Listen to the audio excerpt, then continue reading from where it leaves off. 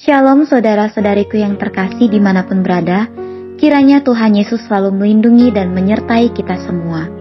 Baiklah, sebelum kita melakukan perenungan, mari kita bersatu di dalam doa. Tuhanku yang baik, Bapa yang bertata di dalam kerajaan surga, terima kasih untuk setiap kebaikan Tuhan dan penyertaan-Mu hingga saat ini kami masih beroleh hidup, itu semua karena kemurahan Tuhan. Tuhan, sebelum kami melakukan perenungan firman Tuhan, biarlah kami mengundang hadirat Tuhan untuk hadir, agar apapun yang kami dengarkan hari ini boleh menjadi pedoman dalam kehidupan kami, dan kami dapat mempraktekannya dalam kehidupan kami sehari-hari. Terima kasih Bapakku yang baik, terima kasih Yesus Kristus, kami sudah berdoa dan mengucap syukur. Amin. Baiklah saudara-saudariku, mari kita persiapkan Alkitab kita agar kita dapat melakukan perenungan firman Tuhan secara bersama-sama.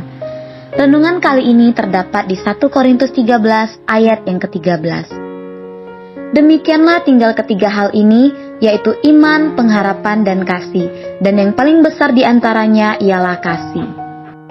Saudara-saudariku, dari ayat yang telah kita baca, terdapat 3 pegangan hidup yang harus dimiliki oleh orang Kristen, yaitu iman, pengharapan, dan kasih. 3 hal tersebut adalah hal yang terpenting yang harus kita miliki untuk menjalani kehidupan kita sehari-hari di dalam dunia ini. Baiklah, kita akan membahas hal penting pertama yang harus dimiliki oleh orang percaya, yaitu iman. Apa yang disebut dengan iman, saudara-saudariku?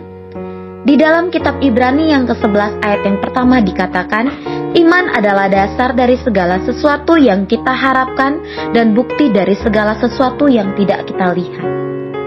Pernahkah saudara-saudariku mengalami hal yang sulit di dalam hidupmu, atau ada sesuatu masalah yang sepertinya itu tidak ada jalan keluar? Saya mau sedikit bersaksi kepada saudara-saudariku. Di tahun yang ke-2016, saya mengalami kecelakaan, yaitu jatuh dari motor yang menyebabkan kelumpuhan pada kaki saya. Waktu itu dokter vonis saya hanya lumpuh dalam jangka waktu 6 bulan karena ada tulang yang udah rusak atau saraf juga yang sudah rusak di tulang ekor saya. Dan setelah menjalani 6 bulan saya duduk di kursi roda. Setelah itu saya check up lagi ke dokter, dan dokter mengatakan bahwa ternyata saya itu udah 100% lumpuh. Dan dokter bilang saya tidak akan bisa kembali normal lagi, saudara-saudariku. Di situ saya masih ada dalam bangku kuliah di semester 5. Tentunya kuliah saya terbengkalai. Dan ketika saya mendengar perkataan dokter, vonis dokter, saya merasa putus asa, saudara-saudariku. Seperti hidup saya ini sudah tidak ada gunanya lagi. Seperti saya tidak tahu lagi apa yang harus saya lakukan ke depan. Apalagi saya ini seorang wanita. Di situ mulai pikiran saya bercabang dan saya katakan kepada Tuhan, Tuhan, apa gunanya lagi saya hidup ketika kaki saya hilang, ketika fungsi kaki saya ini tidak ada lagi. Saya seorang wanita. Saya takut dengan masa depan saya. Saya khawatir akan apa yang terjadi di depan. Siapa yang akan menerima saya? Saya mulai berpikir, adakah orang yang nanti akan menerima saya apa adanya? Saya mulai khawatir, saudara-saudariku. Perkataan dokter itu terus ada di dalam kepala saya waktu itu. Singkat cerita, tiba-tiba seperti waktu itu saya sedang berjemur di matahari. Ponakan saya membawa saya ke depan rumah untuk berjemur setiap pagi dengan kursi roda saya. Tiba-tiba seperti ada yang berbisik, berdoa. Di saat itu, saudara-saudariku, hati saya putus asa. Ketika saya mendengar vonis dokter itu, saya tidak makan 3 hari, dan saya tidak mau mendengar perkataan siapapun. Saya tidak mau menerima nasihat siapapun yang mencoba memberikan saya firman Tuhan, penguatan, baik itu dari kakak saya, dari orang tua saya. Saya seperti putus asa. Saya katakan kepada mereka, kamu tidak merasakan apa yang saya rasakan. Tapi waktu itu ketika saya berjemur, di dalam keputusasaan saya hanya melamun. Waktu di bawah matahari saya hanya melamun, saudara-saudariku. Tapi tiba-tiba seperti ada suara yang mengatakan, doa, ayo masuk ke kamar, berdoa. Dikatakan seperti itu. Awalnya berat sekali. Saya katakan, untuk apa lagi saya berdoa? Di situ ada rasa kecewa. Meskipun kita tidak boleh kecewa terhadap Tuhan, tapi jujur saat itu saya kecewa terhadap Tuhan. Mengapa Tuhan izinkan terjadi kepada saya? Mengapa bukan orang lain? Timbul banyak pertanyaan, saudara-saudariku.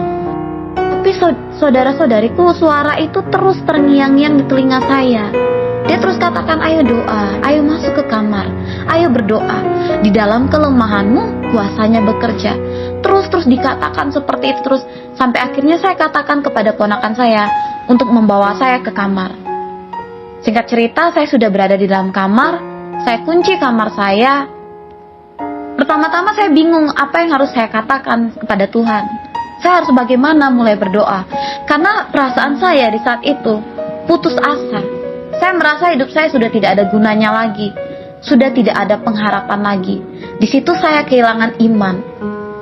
Atau bisa jadi saudara-saudara, saya bukan kehilangan iman, tetapi saya tidak memiliki iman lagi di saat itu.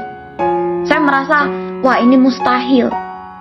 Dokter sudah katakan saya lumpuh 100%. Dan saya mempercayai perkataan dokter, bukan perkataan Tuhan pada saat itu. Saya hilang harapan. Saya hilang iman saya. Lalu saya mulai bernyanyi, saya angkat satu pujian, saya nyanyi. Meskipun saya merasakan tidak ada apa-apa. Pada awalnya saya merasakan tetap hampa. Bahkan air mata saya pun tidak terjatuh. Saya hanya sekedar bernyanyi di mulut, tetapi hati saya terluka. Hati saya hancur, pikiran saya kacau pada saat itu. Saya berada di titik terendah dalam hidup saya, dan saya berada pada keputusasaan, saudara-saudariku. Tapi saya terus didorong dengan suara itu, didorong terus berdoa, terus bernyanyi, terus menyembah Tuhan.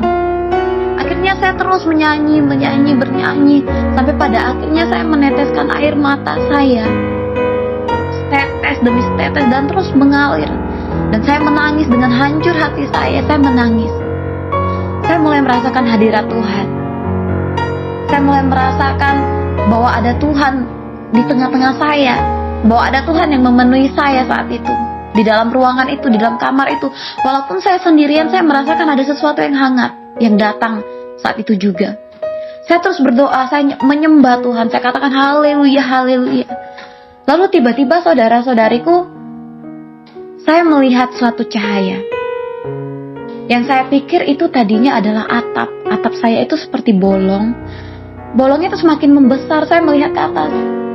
Tapi saya lihat, ternyata itu bukan bolong, tetapi itu seperti cahaya yang dia semakin besar, dan bersinar, saudara-saudariku. Bahkan saya tidak bisa melihat, saya menutup mata saya saat itu juga.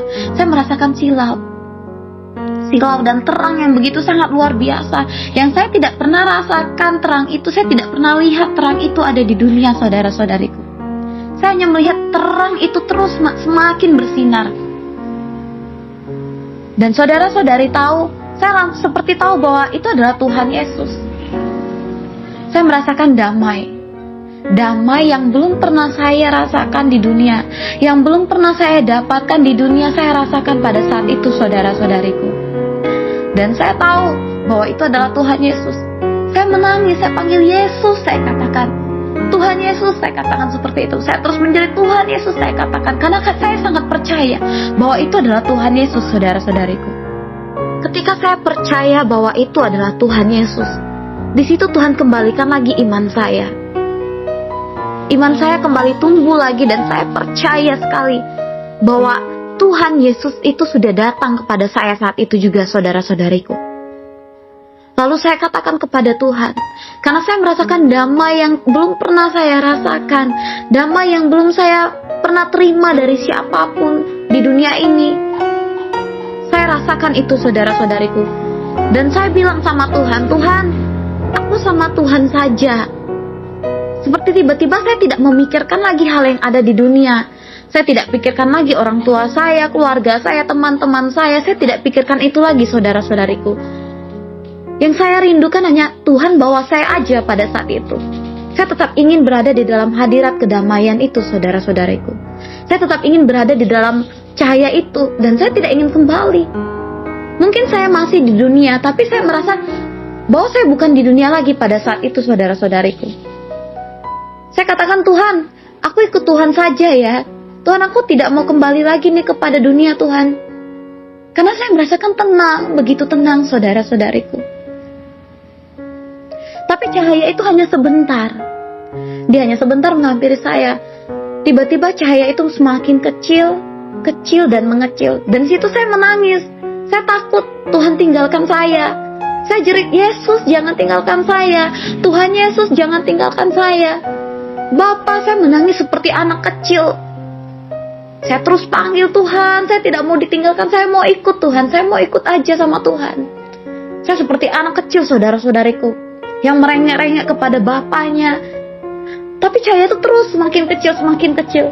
Tiba-tiba saya katakan seperti ini, Tuhan, tidak apa-apa Tuhan pergi, tidak apa-apa cahayanya pergi Tuhan, tapi saya minta kaki yang baru Tuhan. Saya percaya Tuhan bisa berikan itu. Tuhan, saya minta kaki yang baru ya Tuhan. Saya katakan seperti itu. Tuhan, saya hanya butuh kaki yang baru ya Tuhan. Ini udah rusak Tuhan. Saya mau digantikan dengan yang baru. Saya katakan seperti itu saudara-saudariku. Saya beriman dan saya percaya saat itu juga pasti saya akan punya kaki yang baru. Tuhan akan berikan itu saudara-saudariku. Tiba-tiba ketika saya terus meminta, ada sesuatu yang bunyi di lutut saya. Tapi saya tidak merasakan sakit, tapi saya bisa mendengar bunyi itu di kedua lutut saya. Bunyinya sangat kencang. Seperti sebuah gesekan yang terus berbunyi, seperti tulang saya itu bergesek, seperti ada tangan yang menyentuh lutut saya saat itu juga saudara-saudariku. Dan saat itu juga saya percaya, saya merasakan bahwa saya sudah menerima kaki yang baru dari Tuhan. Dan saudara-saudari tahu, saya katakan kepada Tuhan, Tuhan, aku percaya bahwa Tuhan sudah gantikan kakiku dengan kaki yang baru. Saya katakan seperti itu saudara-saudariku, sambil terus air mata saya mengalir membasahi pipi saya. Lalu ketika cahaya itu benar-benar menghilang, saya katakan, Tuhan, aku akan berdiri dengan kakiku saat ini juga. Saat itu juga saudara-saudariku, saya berdiri di atas kaki saya sendiri. Saya berdiri dari kursi roda saya, bahkan mungkin saya biasanya kalau orang yang mengalami kelumpuhan lalu dia bisa berjalan, mungkin seperti anak kecil yang harusnya belajar jalan lagi. Mungkin sulit ya saudara-saudariku memapah langkah itu. Tapi saya tidak saudara-saudariku. Seketika itu juga saat kaki saya kuat, bahkan saya melompat-lompat saat itu juga di dalam kamar saudara-saudariku.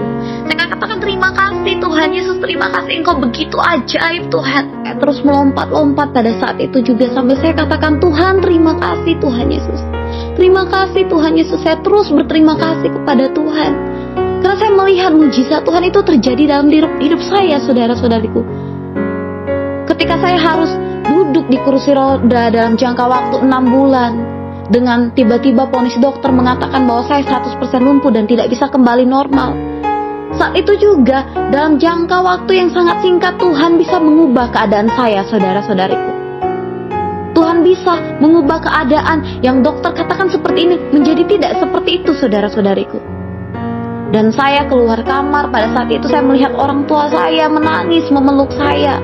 Mereka bersuka cita, mereka memuji Tuhan, mereka memuliakan nama Tuhan saudara-saudariku pada saat itu juga. Dan saudara-saudari tahu, ketika kejadian itu terjadi, orang tua saya diubahkan.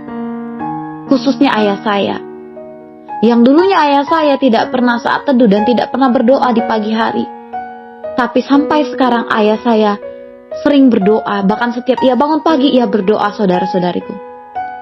Cara pandang orang tua saya berubah saat itu juga.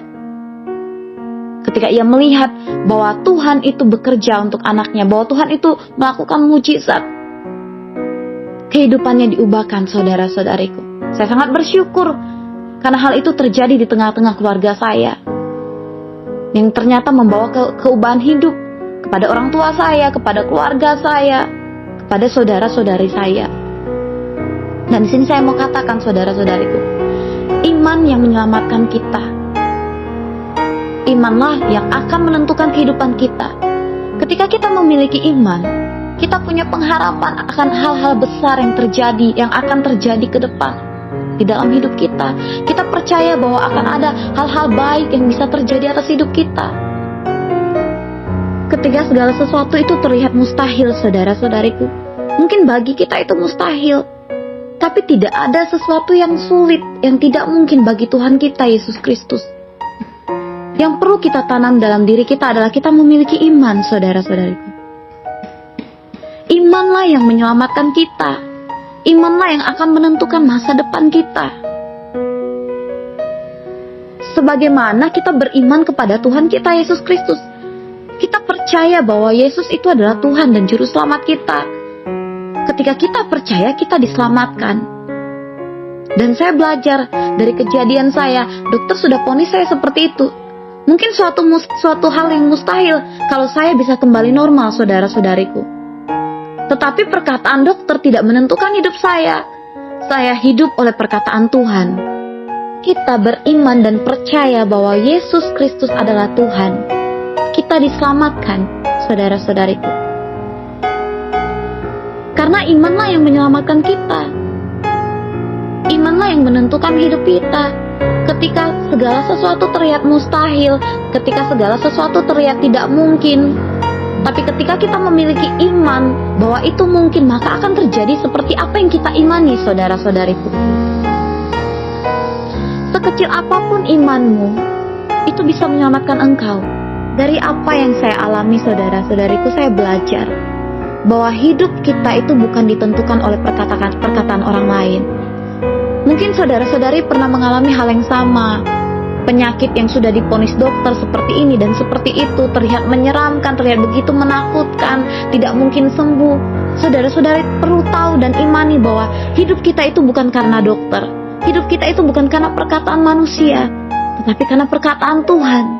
Ketika kita mempercayai Tuhan, kita mengimani bahwa Tuhan akan menentukan yang terbaik atas hidup kita. Tuhan akan melakukan hal yang mustahil menjadi mungkin atas hidup kita, maka akan terjadi. Hanya orang yang memiliki iman yang akan berani mengharapkan hal-hal besar. Mengapa seperti itu? Ketika kita tidak beriman, bagaimana kita bisa mendatangkan sesuatu hal yang baik dalam hidup kita? Ketika kita sendiri tidak percaya bahwa itu akan terjadi. Tapi ketika kita memiliki iman, hal yang sulit sekalipun, hal yang tidak mungkin sekalipun akan menjadi mungkin. Karena Tuhan katakan, ketika kamu berdoa dan percaya kamu sudah menerima, maka kamu akan menerima. Segala sesuatu yang mungkin kita tidak pikirkan, segala sesuatu yang belum kita lihat, tapi kalau kita memiliki iman, kita akan menerimanya. Dan saudara-saudari tahu bahwa tanpa iman, tidak seorang pun mungkin berkenan di hadapan Allah. Itu di dalam Ibrani yang ke-11 ayat yang ke-6. Dikatakan seperti ini, tetapi tanpa iman tidak mungkin orang berkenan kepada Allah. Bagaimana seperti itu dikatakan, saudara-saudariku? Karena sebab barang siapa tidak beriman kepada Tuhan Allah, dia tidak bersungguh-sungguh mencari Dia, bagaimana dia bisa beroleh keselamatan ketika dia sendiri tidak beriman kepada Allah? Jadi ketika orang tidak memiliki iman, dia tidak berkenan kepada Allah. Tapi ketika dia memiliki iman, dia percaya kepada Allah, kepada Tuhan Yesus Kristus, ia berkenan kepada Allah. Dan bukan cuma itu, dia akan menerima apapun yang terlihat tidak mungkin menjadi mungkin. Dan yang harus kita pegang dalam hidup kita yaitu iman. Dan yang kedua, saudara-saudariku, kita harus memiliki pengharapan. Pengharapan itu sendiri berkaitan dengan iman, saudara-saudariku. Karena ketika orang memiliki iman, ia juga memiliki pengharapan dalam hidupnya. Tapi kalau orang tidak memiliki pengharapan dalam hidupnya lagi, itu sulit, saudara-saudaraku. Ia sulit untuk beriman. Ketika pengharapan itu sudah hilang, tidak ada lagi, bagaimana orang yang hidup tapi tidak punya harapan? Hidupnya tidak berarti, saudara-saudaraku. Jadi kita perlu memiliki pengharapan dalam hidup kita. Karena pengharapan itu sendiri adalah power dalam hidup. Tidak ada pengharapan, tidak ada kehidupan, saudara-saudariku. Mungkin di antara kita ada yang berada di tengah-tengah keputusasaan. Ada yang merasa seperti hilang harapan, hidupnya hampa. Ayo kembali berpengharapan kepada Tuhan. Karena saudara-saudari tahu, orang yang berpengharapan itu akan diberkati dalam hidupnya. Mari kita buka Alkitab kita di Yeremia 17 ayat yang ke-7. Diberkatilah orang yang mengandalkan Tuhan, yang menaruh harapannya pada Tuhan. Nah, Ketika kita menaruh harapan kita kepada Tuhan, kita akan diberkati oleh Tuhan. Karena satu-satunya sumber pengharapan kita itu hanya Tuhan Yesus, saudara-saudaraku.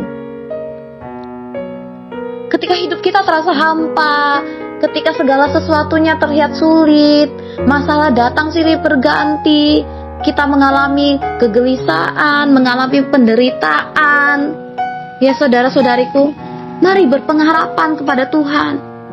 Jangan pernah putus asa. Atau mungkin saudara-saudari pernah mengalami masa lalu yang kelam.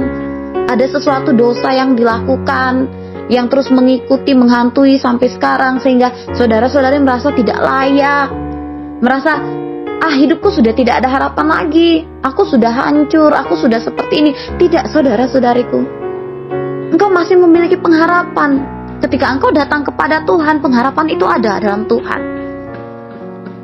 Hari depan itu ada ketika engkau berpengharapan kepada Tuhan, saudara-saudariku. Jadi jangan pernah takut bahwa aku sudah hancur, hidupku seperti ini, masa laluku buruk. Tidak, Tuhan tidak pernah melihat masa lalumu. Seburuk apapun kita di masa lalu, apapun yang kita lakukan, datang kepada Tuhan, kita memiliki pengharapan. Pengharapanlah yang membuat orang bisa bertahan dalam kesesakan, saudara-saudariku. Saya pernah bertemu dengan orang yang dia itu putus asa dalam hidupnya. Ya, dia sampai-sampai dia ingin mengakhiri hidupnya, saudara-saudariku. Dia terjebak dengan dosa yang terus mengikutinya, dan dengan rasa kecewa dia bawa dengan kepahitan. Jadi dosa, kepahitan, kecewa dia campur, dia masukkan ke dalam hati dan pikirannya, sehingga dia merasa hidupnya itu tidak ada gunanya lagi. Aku sudah mengecewakan orang tuaku, keluargaku, dia katakan seperti itu. Bahkan sampai keluargaku tidak mau menerima aku lagi. Aku juga dikecewakan dengan dia, aku juga disakiti dengan ini. Jadi dia merasa hidupnya itu tidak ada guna lagi. Apalagi gunanya aku hidup? Rasanya udah, aku ingin mati saja. Dia katakan seperti itu, saudara-saudariku. Bahkan dia ingin bunuh diri, ingin mengakhiri hidupnya. Saat itu dia menghubungi saya, saudara-saudariku. Tiba-tiba dia katakan, saya ingin bertemu, saya ingin didoakan. Dan situ saya berpikir, dia masih memiliki pengharapan. Walaupun hanya sedikit, dia masih memiliki pengharapan saat itu juga. Lalu saya datang menemui dia, saya berikan dia firman Tuhan, saya kuatkan dia, saya dengar setiap apapun yang menjadi keluh kesahnya, saudara-saudariku. Karena keterbukaan adalah awal dari pemulihan. Dia terbuka atas semuanya. Dia cerita kepada saya. Dia merasa tidak layak, dia merasa tidak berharga. Tapi saya sampaikan kepada dia bahwa Tuhan itu mengatakan bahwa dia berharga. Kamu itu berharga. Kalau kita tidak berharga, Tuhan tidak akan menebus kita di kayu salib dengan darahnya yang mahal. Tuhan tidak akan menciptakan kita serupa dan seturut gambarnya. Kita itu berharga. Kita itu dikasihi Allah. Tuhan Yesus itu tidak pernah peduli dengan masa lalumu. Tuhan tidak pernah peduli dengan apa yang engkau lakukan. Asal engkau mau datang kepada Ia, asal kita mau datang kepada Dia, kita memohon ampun, kita berharap kepadanya, Tuhan akan ubahkan hidup kita saat itu juga, saudara-saudariku. Dia akan sucikan kita. Sebagaimana Bapa terhadap anaknya, yang begitu mengasihi anaknya, begitulah Tuhan Yesus kepada kita. Dia akan terus menerima kita apa adanya. Ketika orang lain tidak bisa menerima kita, ketika kita mengecewakan orang lain, terkadang orang lain langsung tidak ingin menerima kita lagi. Kita ditinggalkan. Bahkan terkadang orang tua sendiri ketika sudah kecewa, dia tidak mau lagi melihat anaknya. Tapi Tuhan Yesus tidak seperti itu. Dan satu-satunya harapan kita adalah Tuhan Yesus. Mari saudara-saudariku, terus berpengharapan di dalam Tuhan. Tidak ada sesuatu yang begitu sulit, tidak ada sesuatu yang begitu terlihat menyiksa atau sesak, saudara-saudariku, kalau kita memiliki pengharapan di dalam Tuhan.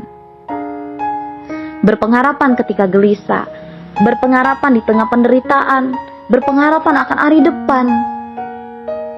Mazmur 146 ayat yang kelima mengatakan seperti ini. Berbahagialah orang yang mempunyai Allah Yakub sebagai penolong, yang harapannya pada Tuhan Allahnya. Jadi kita harus berpengharapan hanya kepada Tuhan Allah saja, karena kita akan berbahagia. Kalau kita berharap kepada manusia, berharap kepada orang tua, sahabat, atau pasangan kita, kita akan kecewa. Tapi ketika kita memiliki pengharapan di dalam Tuhan, kita akan diberkati dan berbahagia. Jangan pernah hilang pengharapan. Sesukar apapun yang kita alami, saudara-saudariku, pengharapan yang akan menyelamatkan kita. Pengharapan dan iman itulah yang akan terus menyelamatkan kita di hari depan kita, menyelamatkan hidup kita. Teruslah berpengharapan dan jangan pernah hilang, karena masa depan kita sungguh ada ketika kita berpengharapan. Harapan dan iman adalah cara hidup orang Kristen. Hal yang paling penting yang harus kita miliki adalah kasih. Firman Tuhan juga katakan seperti ini, saudara-saudariku. Meskipun kita memiliki iman, kita memiliki pengharapan, kita memiliki banyak karunia, kita bisa bernubuat, kita bisa berkata-kata di dalam bahasa roh, kalau kita tidak memiliki kasih, itu sama saja dengan nol, saudara-saudariku. Karena yang terbesar itu adalah kasih. Kasih itu menutupi segala sesuatu. Mari kita kembali buka Alkitab kita di dalam 1 Korintus 13 ayat yang pertama sampai yang ketiga. Sekalipun aku dapat berkata-kata dengan semua bahasa manusia dan bahasa malaikat, tetapi jika aku tidak mempunyai kasih, aku sama dengan gong yang berkumandang dan canang yang gemerincing. Sekalipun aku mempunyai karunia untuk bernubuat, dan aku mengetahui segala rahasia dan memiliki seluruh pengetahuan, dan sekalipun aku memiliki iman yang sempurna untuk membinakan gunung, tetapi jika aku tidak mempunyai kasih, aku sama sekali tidak berguna. Dan sekalipun aku membagi-bagikan segala sesuatu yang ada padaku, bahkan menyerahkan tubuhku untuk dibakar, tetapi jika aku tidak mempunyai kasih, sedikit pun tidak ada faedahnya bagiku. Dari sini kita lihat, saudara-saudariku, kasih adalah hal yang terpenting dalam hidup yang harus dimiliki oleh orang Kristen. Kita bisa melihat Allah sendiri itu adalah kasih. Ketika kita mengasihi orang lain, kita menutupi banyak sekali kesalahan, saudara-saudariku. Mengapa kasih itu menutupi segala kesalahan? Ketika kita disakiti orang, tapi kita memiliki kasih, kita mengasihinya, kita mengampuninya, kita menutupi kesalahannya. Ketika kita berdosa di hadapan Tuhan, tapi kita datang kepada Tuhan memohon ampun, karena Tuhan itu kasih, Tuhan menutupi kesalahan kita. Pernah tidak, saudara-saudariku, kita dongkol sama orang, kita mengalami percecokan dengan seseorang, ya, mungkin dia sering menyakiti kita, sering mencemooh kita, mengeluarkan kata-kata yang tidak menjadi berkat buat kita, malah menimbulkan kedongkolan dalam hati kita. Tapi kalau kita tidak memiliki kasih, kita pasti akan benci dengan orang itu. Selamanya kita akan benci dengan dia. Kita akan ingat-ingat terus kesalahannya, apa yang ia lakukan berapa tahun yang lalu, mungkin saudara-saudariku. Kita tetap ingat karena kita tidak memiliki kasih. Tapi ketika kita memiliki kasih, kita pasti akan lupakan apa yang sudah ia lakukan kepada kita. Kita pasti tidak ingat lagi apa yang sudah ia perbuat. Karena itulah kasih. Kasih menutupi banyak sekali kesalahan, saudara-saudariku. Saya pernah dibenci dengan orang itu sangat benci dengan saya tidak tahu salah saya itu apa gitu.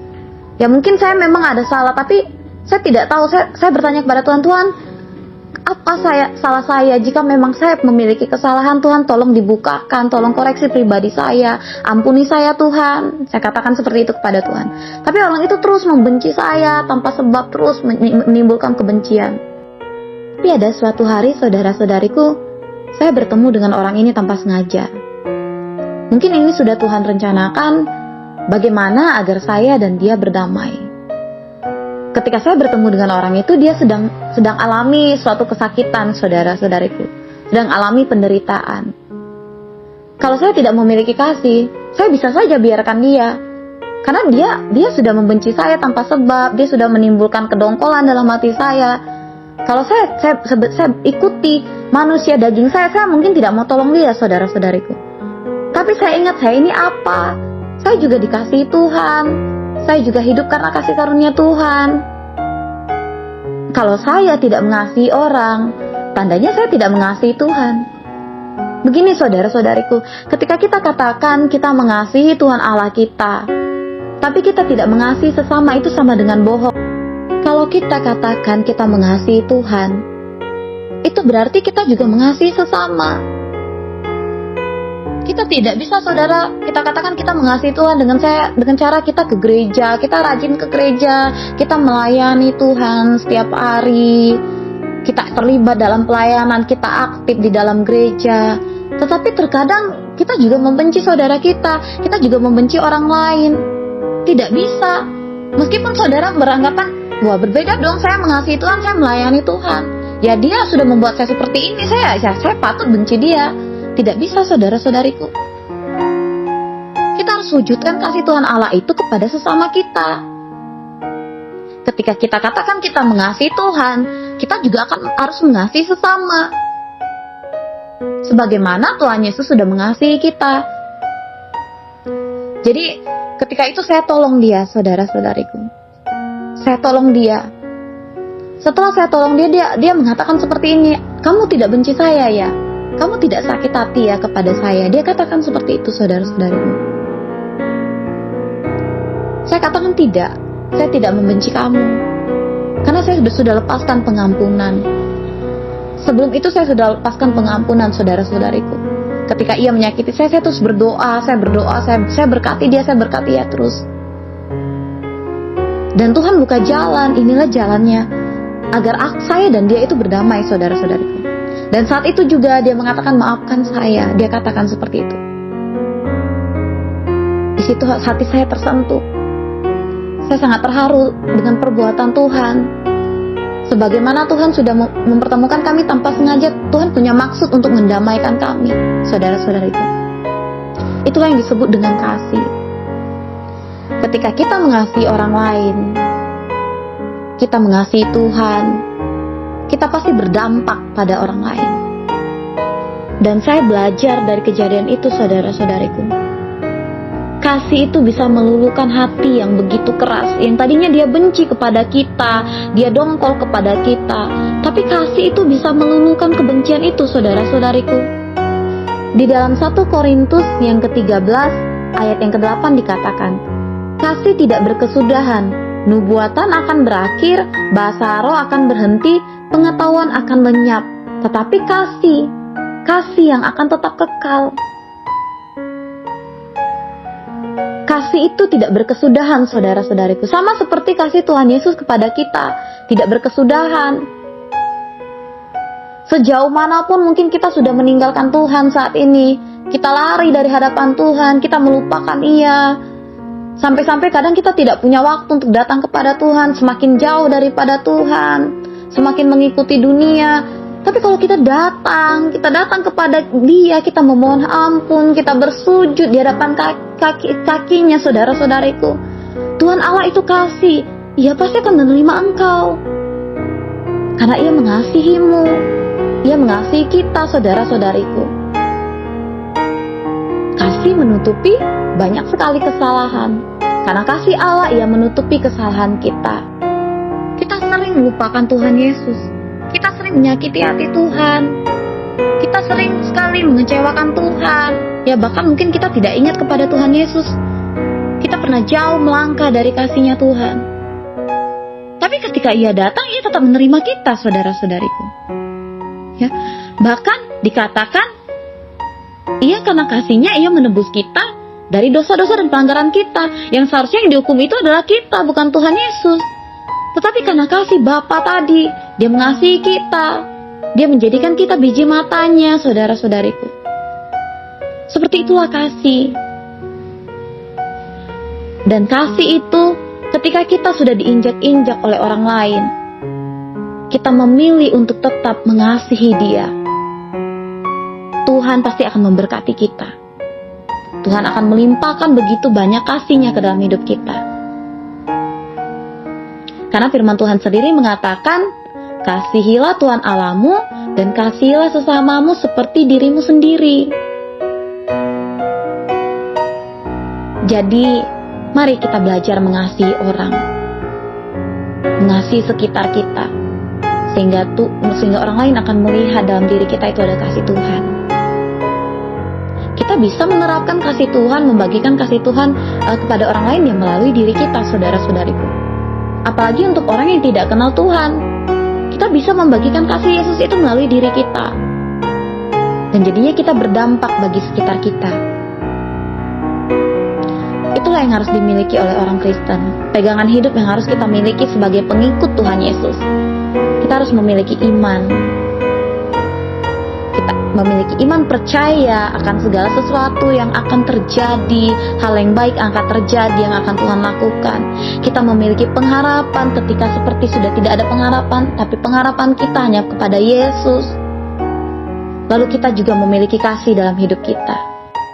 Jangan pernah hilangkan 3 hal ini dalam kehidupan kita.